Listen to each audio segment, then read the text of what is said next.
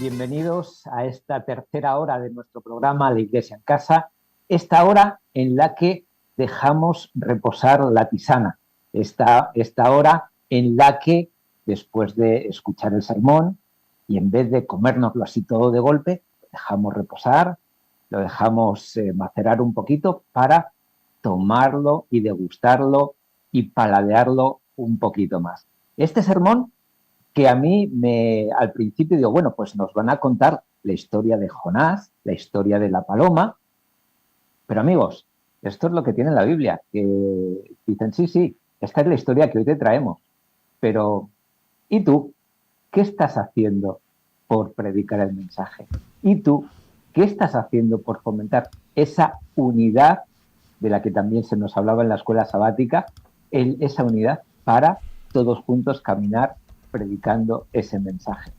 ¿Te asustan las circunstancias? Mira las de Jonás. Nos explicaron un poco el contexto de ese Nínive donde tenía que ir, y bueno, no me extraña que Jonás hubiese dicho, oye, mira, manda otro, no cuentes conmigo, me voy a la playa de Matalascañas, y que es hacia donde se dirigía, a esa zona, y búscate a otro, porque esto no se puede hacer, es imposible. ¿No tenemos nosotros la sensación como cristianos de que la misión es imposible, de que no se puede hacer, de que al otro lado hay un pueblo hostil? ¿No nos sale muchas veces esa misma frase de no hay quien siga al Señor? Y el Señor te tiene que decir, como le dijo a Elías, hay 7.000 que aún no han doblado la rodilla. ¿No pensamos nosotros que al mundo no le interesan las cosas de Dios? Al mundo no le interesa un compromiso. El mundo sigue otros valores, otros principios, otros intereses. Y es verdad que generalmente es así. Pero ¿no nos dice la palabra de Dios también ese llamado que hace en Apocalipsis a salir de ella, pueblo mío?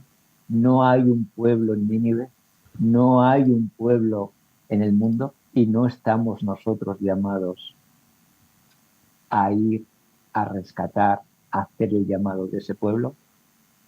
Contadme qué os ha parecido el sermón y cómo os ha interpelado personalmente a cada uno de vosotros.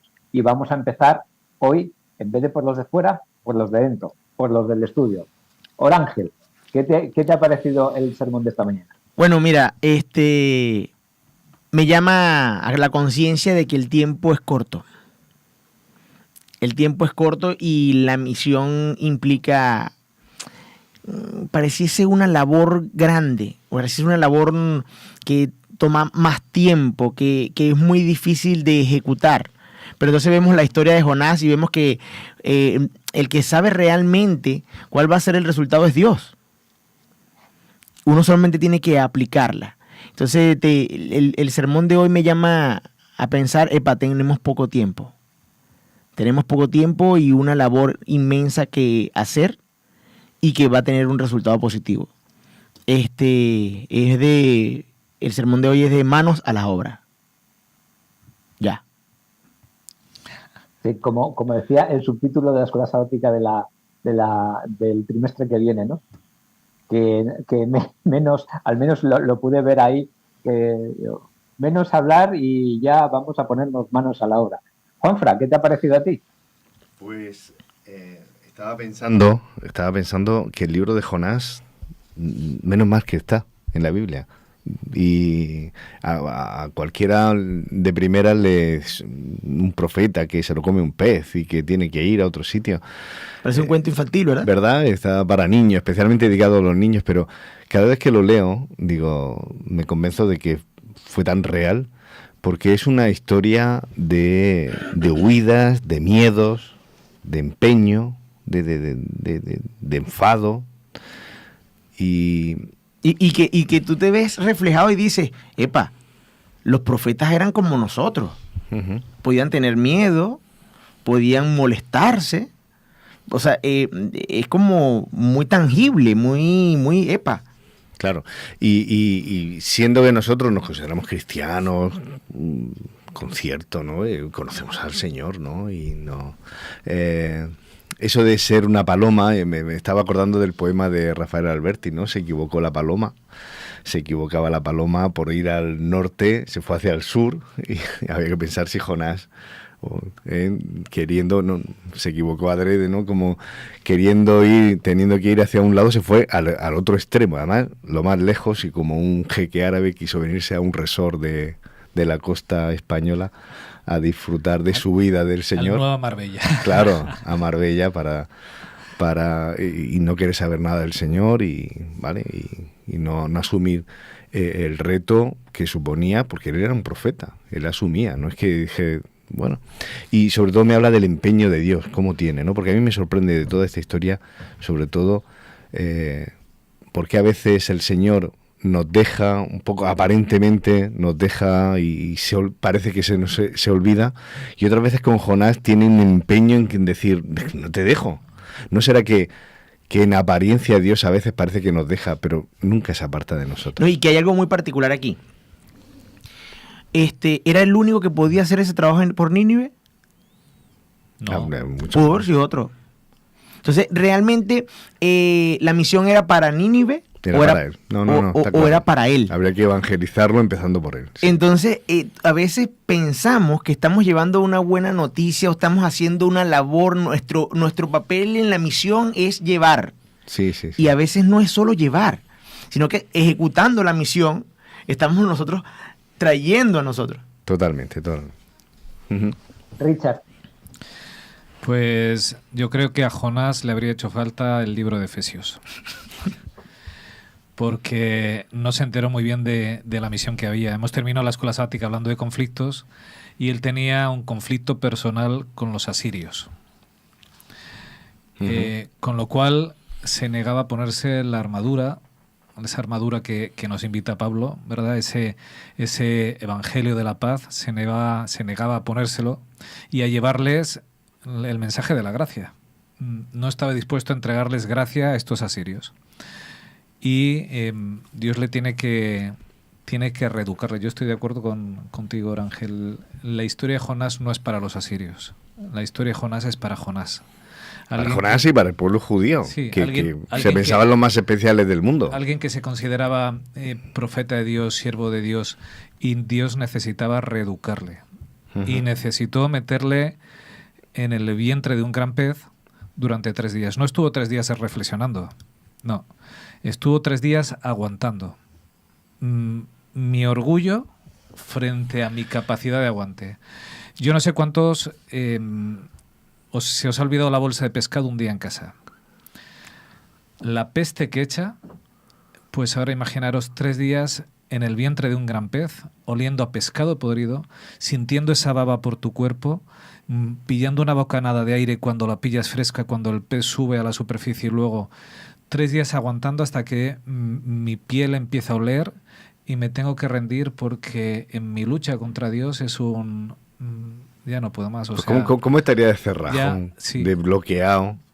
Claro, voy a morir aquí, bueno, pues claro. Al final hago lo que dices porque es que veo que ya estoy muriendo y tiene que llevarle a esa situación máxima al profeta de Dios, aquel que es el gran conocedor de Dios, que era un desconocido, no conocía al Dios que predicaba. Y esto nos tiene que hacer reflexionar mucho a nosotros. A veces nos sentimos pueblo de Dios, nos sentimos que somos el pueblo de la palabra, que conocemos la palabra de Dios, y a veces tenemos a un Dios desconocido delante de nosotros que se nos ha olvidado predicar de esto que habla Pablo, del Evangelio de la gracia, del Evangelio de la paz, del Evangelio de salvación, y simplemente nos hemos dedicado, y lo voy a unir con tu primera reflexión, a hacer nuestra morada en un sitio cómodo donde estoy a gusto, tengo mi casita bien y no quiero otra casa porque estoy cómodo aquí. Y se me ha olvidado en esa casa invitar al Señor e invitar a los demás a que tengan una casa también. Jorge, ¿qué te ha parecido el sermón de esta mañana? ¿Cuál es tu primer acercamiento? Pues que en Jonás nosotros vemos el anuncio de una inminente destrucción de una ciudad. Ahora nosotros hoy, en el siglo XXI, Sabemos por las Escrituras que se avecina en forma inminente la destrucción de toda la tierra, porque Dios tenía que cumplir con su plan, ¿no? Y su plan no es convivir con el pecado eternamente. Eso por un lado. Por otro lado, por lo que estaban comentando, ahí es indudable que el primero que tenía que aprender una lección era Jonás. Ahí hay una declaración en la oración de Jonás que es muy significativa. Dice: estando ya sin aliento me acordé del Señor y elevé hacia ti mi oración, hacia tu santo templo. Muchas veces yo me he encontrado en esta situación. Los que adoran a ídolos vanos es que se han olvidado de tu amor. Mas yo, con un canto agradecido, te he de presentar sacrificios. Cumpliré lo que he prometido. La salvación se halla en el Señor. Él ahí estaba declarando: yo no tengo excusa porque yo te conozco y sé quién eres, Señor. Yo te he fallado, pero ahora te estoy pidiendo. Y acá la declaración final de Jonás es muy significativa para mí. La salvación se halla en el Señor. En algún momento de mi vida, si yo me encuentro en el vientre del pez, que no me olvide esta oración de Jonás, y que indudablemente que finalmente, aunque nos parezca difícil, aunque nos parezca complicado, la obra no es nuestra, sino es de Dios. Nosotros simplemente somos los mensajeros. No tenemos que, no me tengo yo que conflictuar porque es muy difícil, porque creo yo que es muy difícil en esta sociedad que no acepta a Dios. No encontramos un punto de nexo para poder llevarles este mensaje.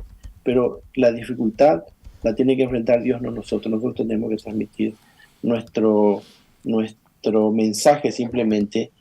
Y yo no sé si serán ciudades enteras, pero sí recuerdo la parábola de la oveja perdida, y sé que aunque uno sufra mucho y valga, y finalmente una sola persona acepte el mensaje de Dios, Dios dice que por esa persona que es rescatada hay alegría en el cielo, y eso me tiene que hacer aceptar a mí eso sin más. Esther, ¿qué te ha parecido el sermón? ¿Cuál es tu primer acercamiento? Pues mi primer acercamiento es hacerme unas cuantas preguntas en primera persona, a mí. Es decir, aplicarme en lo que nos dijo sobre todo al principio Mariano, ¿no? Pero yo también pensé, otra nueva reflexión sobre el tema de Jonás, a ver por dónde vamos hoy. Y resulta que a medida que nos iba leyendo algún texto, me hice unas cuantas preguntas, 3 preguntas para comenzar. La primera: Esther, ¿serás tú tan tonta como Jonás de tener más miedo a ir a hacer tu trabajo que a ahogarte en el mar? Porque cuando les dijo tiradme al mar, sabía que lo más probable es que se ahogara. ¿De acuerdo? Y no tenía ningún problema en pensar en ahogarse en medio de una tormenta brutal. Antes ahogarme que ir a predicar a Nínive. Segunda pregunta: ¿será que tú tampoco te crees que esos desgraciados de los ninivitas puedan ser capaces de arrepentirse? Acabamos de estudiar en Efesios que creemos en un poder suficiente como para poder resucitar a los muertos y devolverles la vida. Y sin embargo desconfío de ese poder, o peor aún, no vaya a ser que sea cierto que Dios es igualmente poderoso y por lo tanto van estos desgraciados, y se arrepienten. Pues vaya chapuza la mía, o sea, voy allí y mira qué lío. No vaya a ser que al final sean merecedores de la gracia de Dios, tanto como yo. Tercera: ¿será que soy tan insensible como para encontrarme con una sociedad en la que hay al menos 120.000 niños inocentes, y un montón de animales inocentes también, y yo estaría dispuesta a que se los carguen a todos? Mariano nos dijo, termino, que Dios no quiere la muerte de nadie, tampoco quería la muerte de los ninivitas. Y en medio de aquellos impresentables, de aquellos bárbaros, de aquellos salvajes, había un montón de criaturas y había un montón de animalitos que también se iban a morir por culpa de la maldad de los que realmente eran culpables, ¿no? ¿Será que a lo mejor yo tampoco tengo sensibilidad para al menos ver eso y para al menos por ellos intentar hacer ese trabajo? Pues me lo sigo preguntando.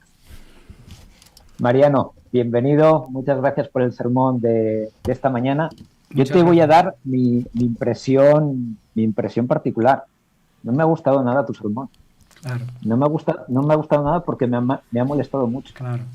Porque me interpela, porque me molesta, porque me incomoda, porque estoy más cómodo en el banco, Mariano, y tú quieres que yo me levante del banco, y tú quieres que yo sea Jonás, y tú quieres que yo cumpla eso para lo que he sido llamado.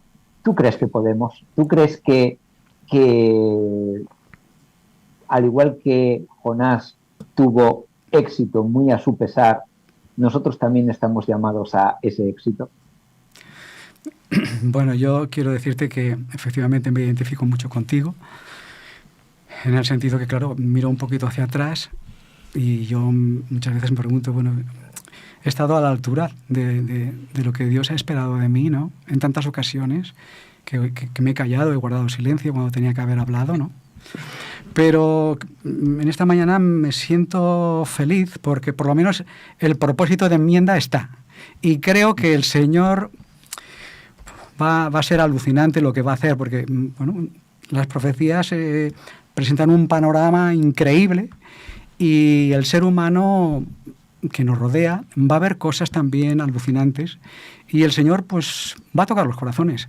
Entonces lo que yo debo de hacer es pues ponerme en sus manos, dejarme conducir por Él, intentar oír su voz, darle un abrazo a mis hermanos y decir, vamos juntos a orar, como Jesús se lo recomendó a sus discípulos antes de ascender. Bueno, vosotros ya sabéis lo que tenéis que hacer, pero que nadie se mueva.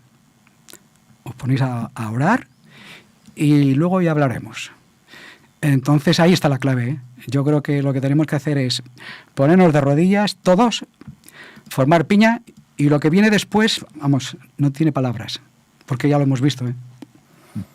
Yo creo que, Mariano, me has entendido cuando te he dicho que no me ha gustado nada. Claro, Quiero decir que el sermón es totalmente actual, es totalmente, que nos interpela, que nos llama, y que mueve también nuestras conciencias. Decíamos antes de que tú subieses, que el primer beneficiado de todo esto fue Jonás.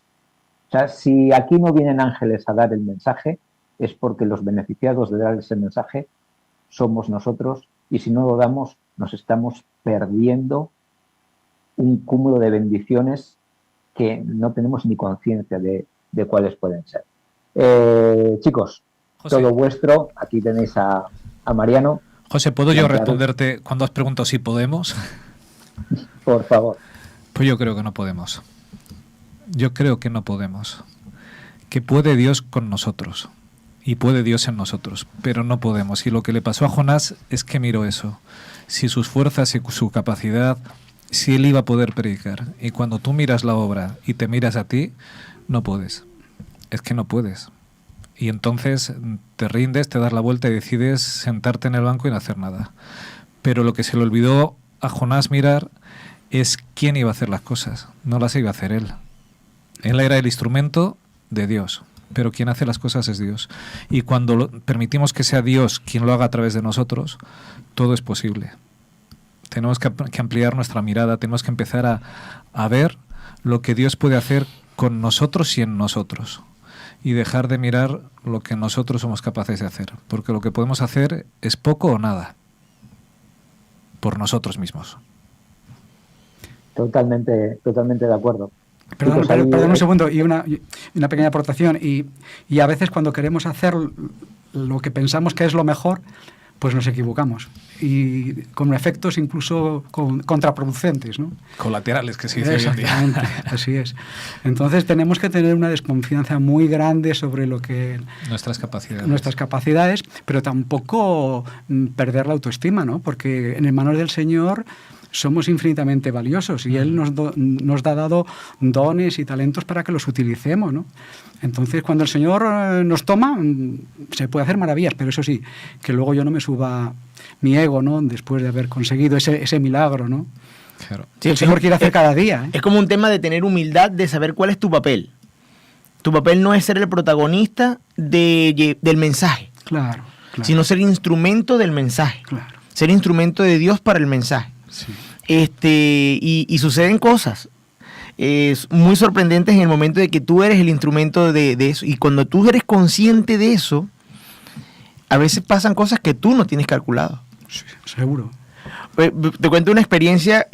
Estando en Venezuela me invitaron a predicar en una iglesia local y mayormente ahí no había muchos jóvenes en esta iglesia.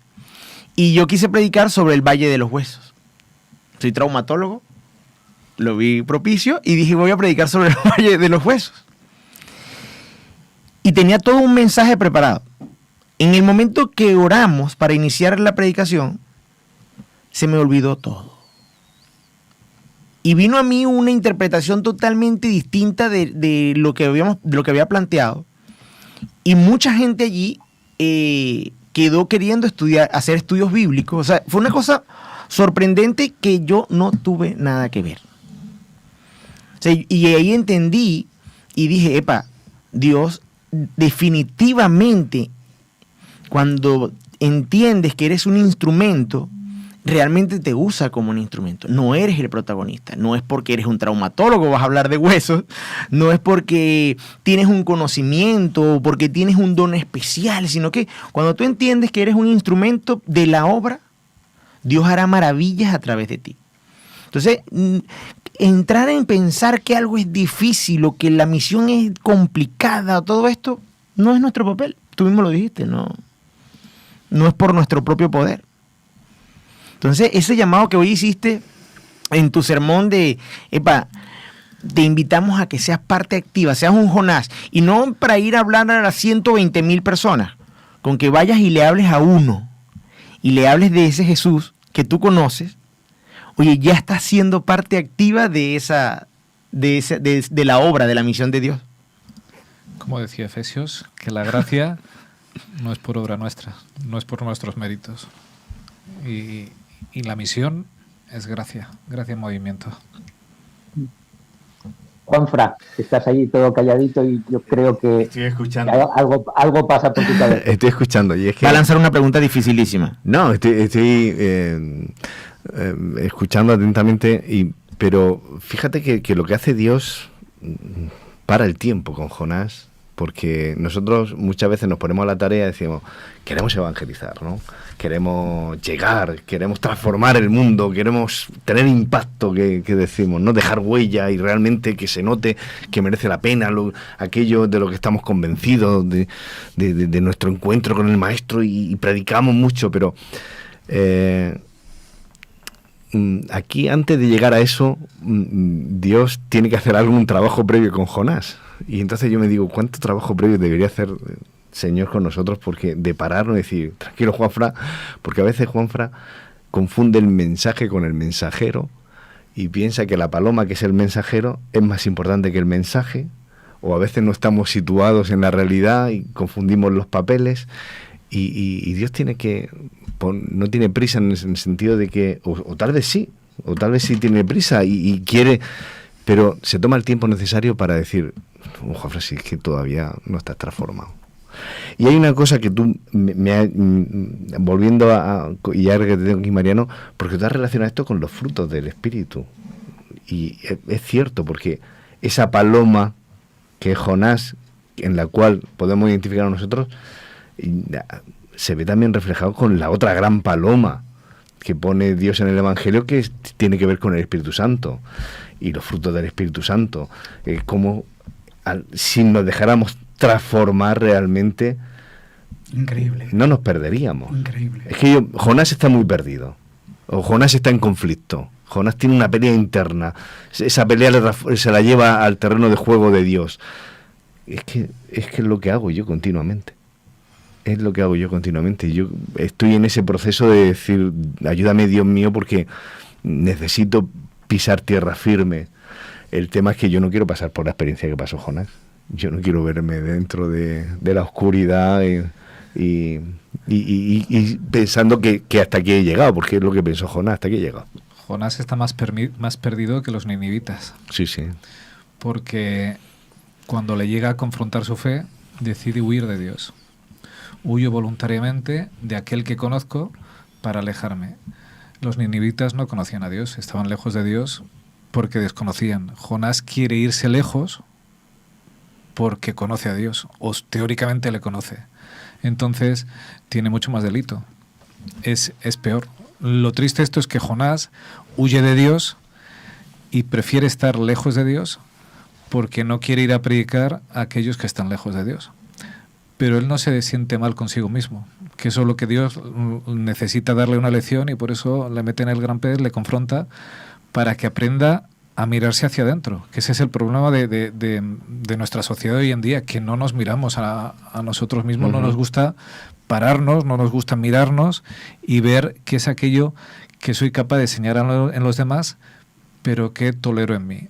Entonces, eso es lo que nos pasa como cristianos, como sociedad, y que necesitamos pararnos para autoanalizarnos y vernos, pues eso, que muchas veces en realidad no estamos descontentos con los demás, estamos descontentos con nosotros, pero no somos capaces de reconocerlo, o necesitamos reconocerlo. José Antonio, si me permitís, enganchando con lo que dice Richard recién,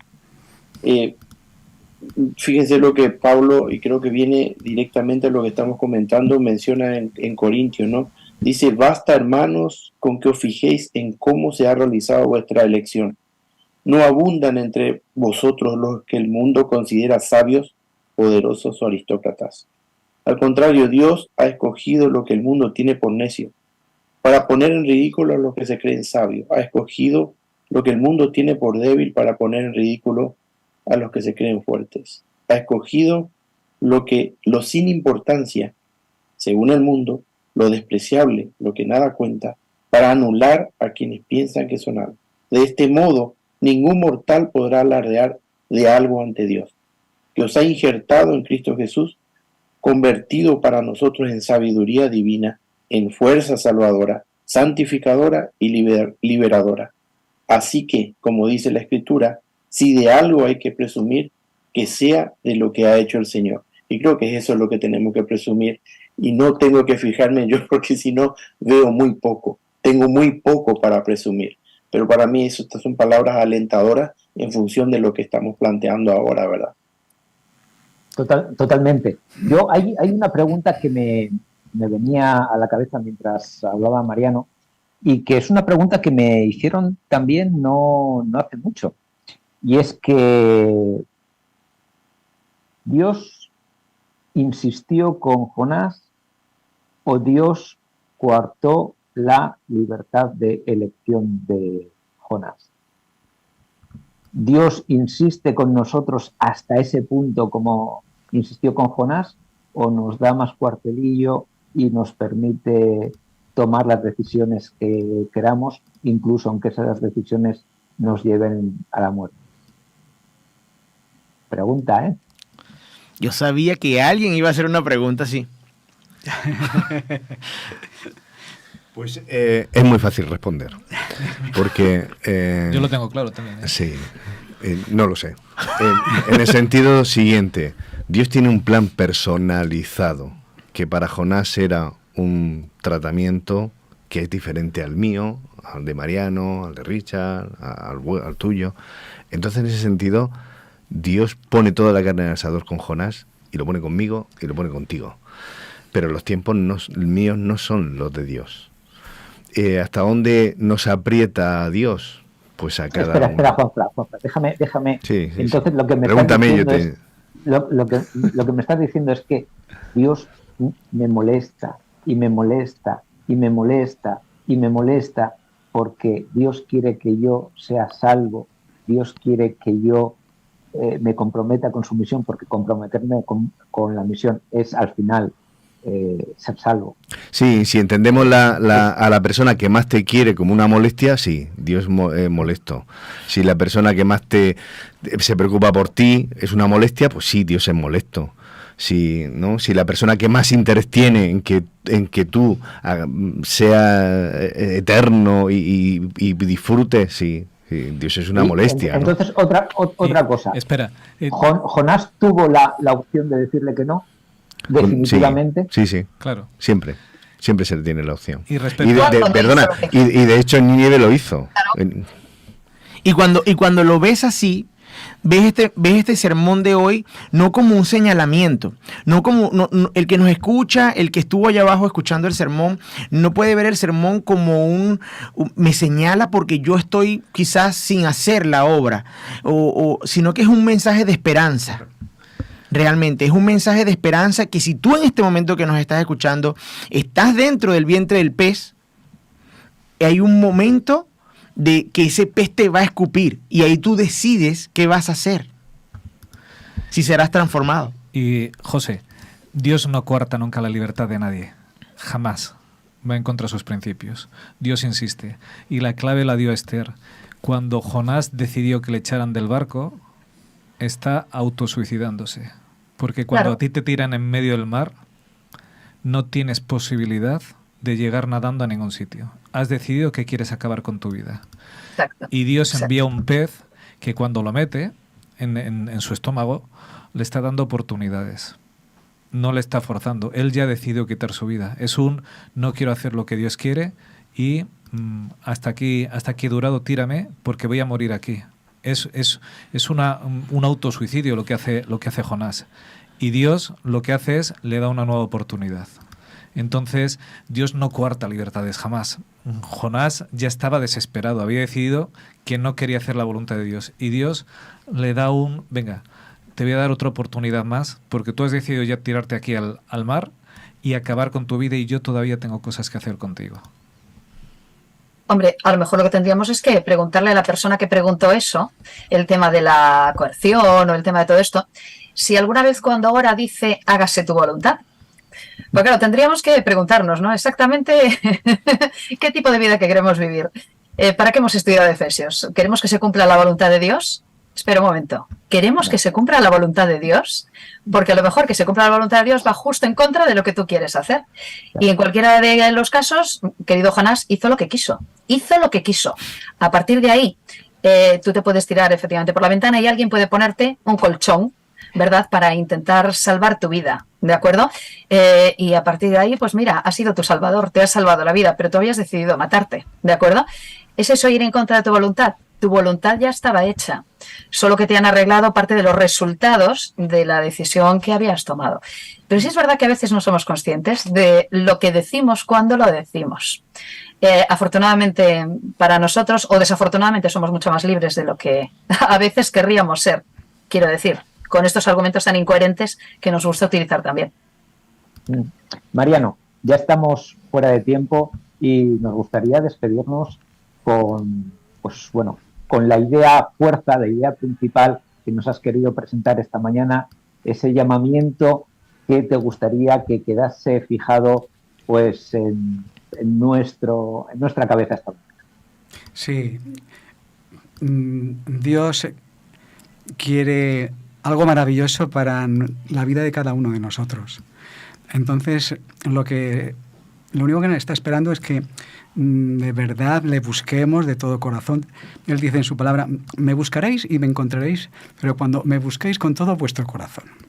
Entonces, yo creo que ha llegado el momento, por el tiempo que estamos viviendo, de buscar a Dios con todo el corazón.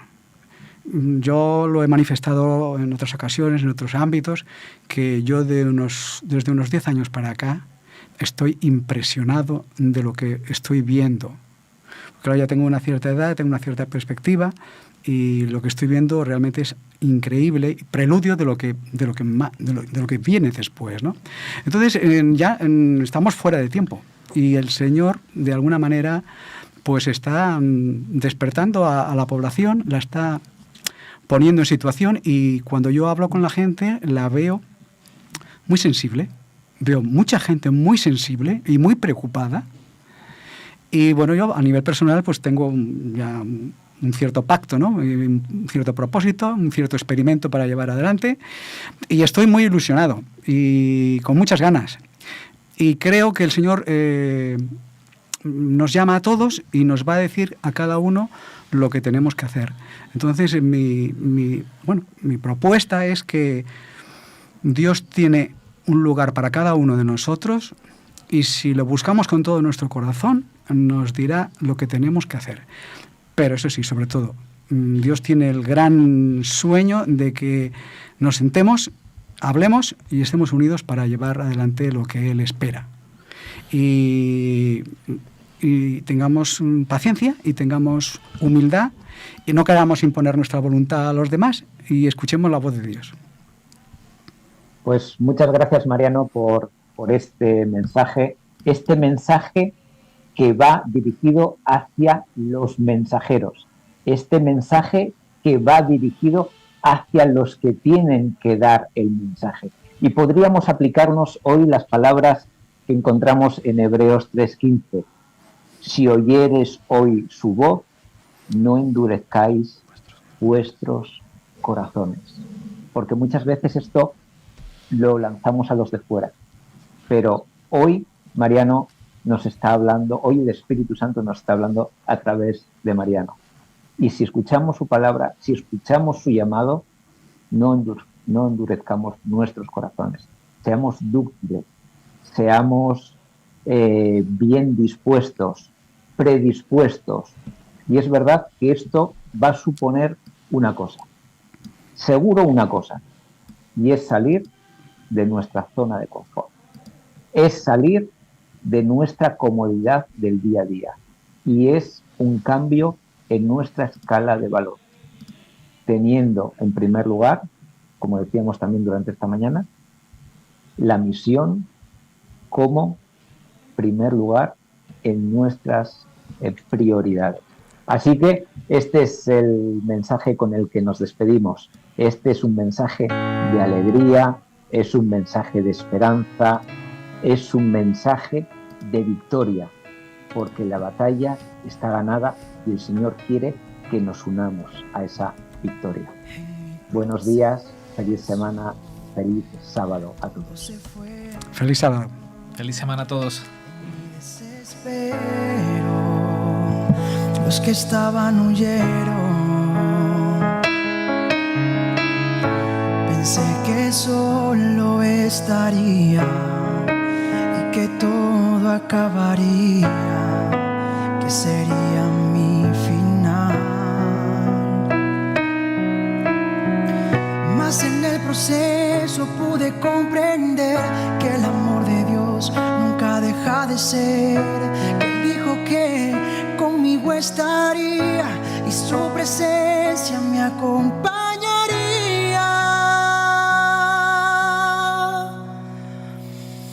Que me falte todo, menos tu presencia, que se vayan todos, menos el Espíritu Santo, que me quiten todo,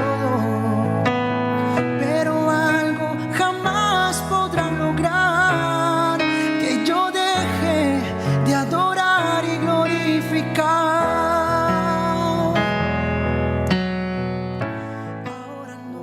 Ahora